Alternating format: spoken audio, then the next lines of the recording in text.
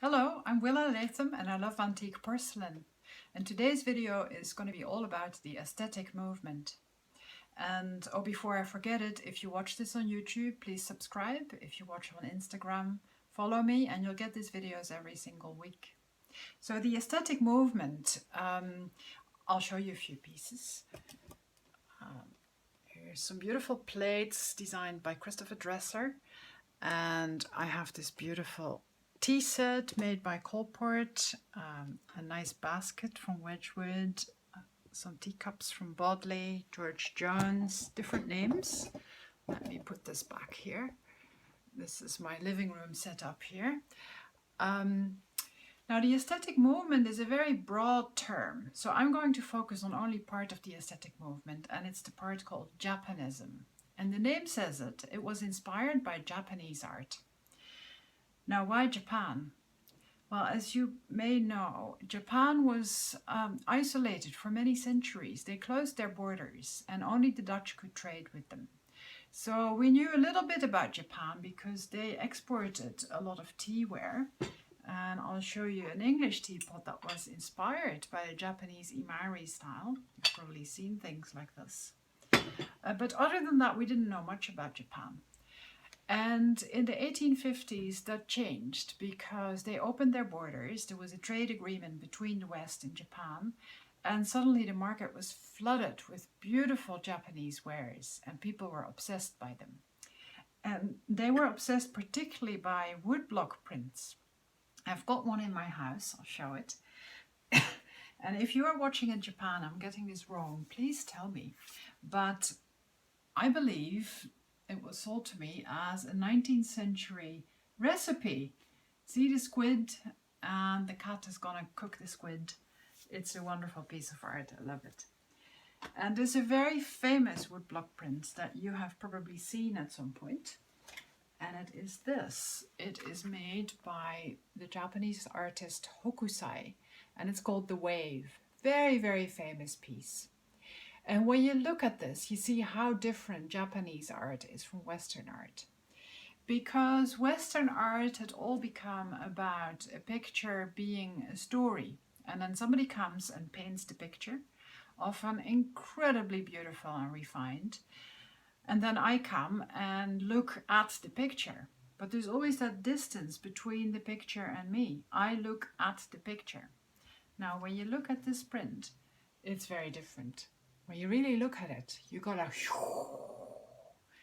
you're like in the wave. You don't look at the wave, you're in it. You become the wave. So that's very different. And in Japanese prints, the topic of the picture is usually not in the middle to be looked at.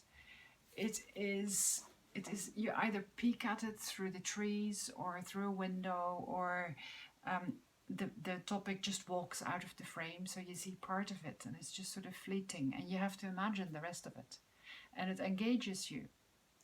Now, why is it that 19th century Europeans love this so much? Well, I think it has to do with the fact that in the 19th century, life was all about progress. It was about industrialization, about money, about power. And art had become something that signified the power and the wealth of the owner of the art. And it started to become very constraining to young artists and to the more sophisticated people.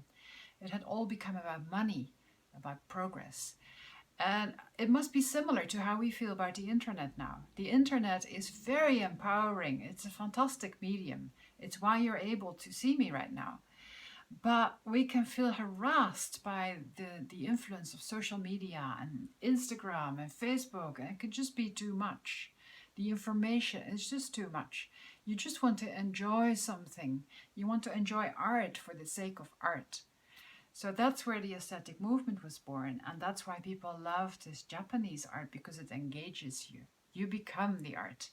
So one young rebelling artist who really understood this was Vincent van Gogh, from my country, from Holland. And he painted this famous painting called Almond Blossom. And you see, when you really look at this almond tree, see how similar it is to the wave? You become the tree.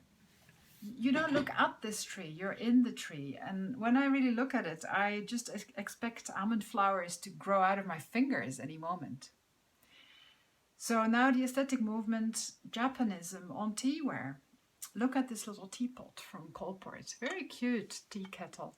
And look at the little birdie birds. They're doing their thing. They're going about their business. They're flying around the bamboo trees.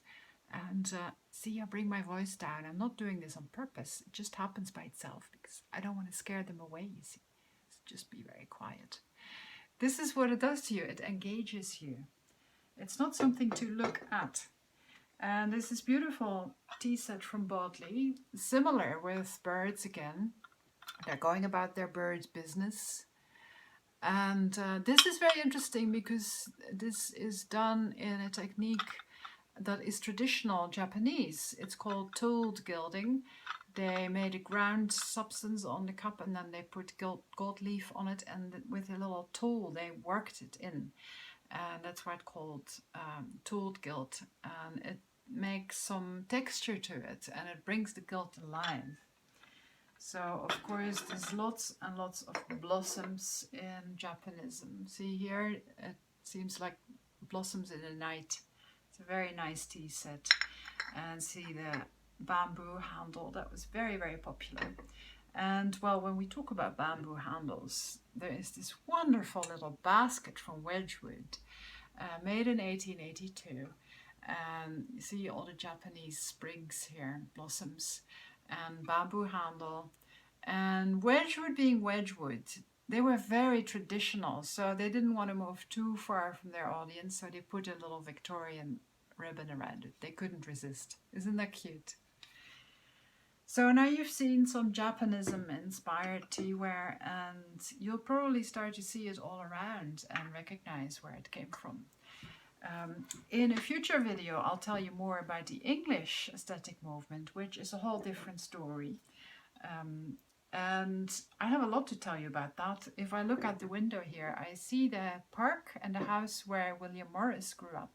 And he was one of the founders of the English aesthetic tradition. A lot to tell you about. But that's for the future. Thank you for watching. You can find all these items on my website, gentlerattleofchina.com. And subscribe on YouTube, follow me on Instagram or Facebook, and thank you very much for watching. Bye bye.